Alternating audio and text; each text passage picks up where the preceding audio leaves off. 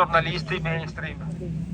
La risposta non si è fatta attendere, perché i codardi, quando gli sbatti la verità in faccia, rispondono senza argomenti, ma semplicemente dicendo di essere stati offesi e attaccati, poverini.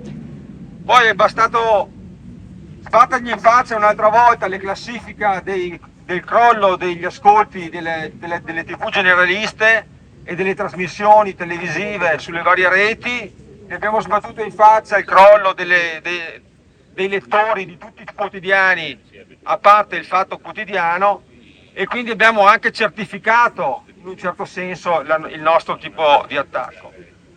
Quello che possiamo dire sicuramente è che se oggi avessimo 10, 100, 1000 Julian Assange, 10, 100, 1000 Giulietto Chiesa, non saremmo oggi stasera qui. Invece purtroppo abbiamo il Parenzo, abbiamo i Floris, abbiamo le Mirte Merlino, e tutto questo non fa altro che aumentare il fuoco e l'odio verso un altro paese, verso la Russia.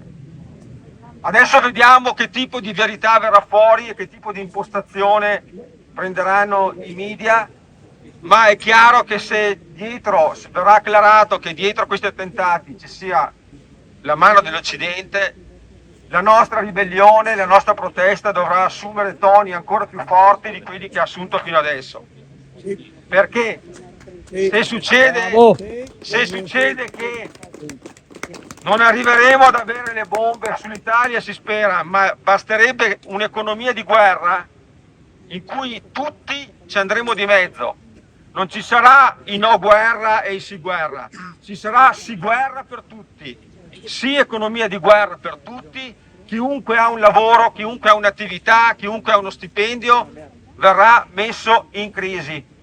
Quindi dobbiamo assolutamente essere più decisi ancora di quanto lo siamo stati durante la pandemia.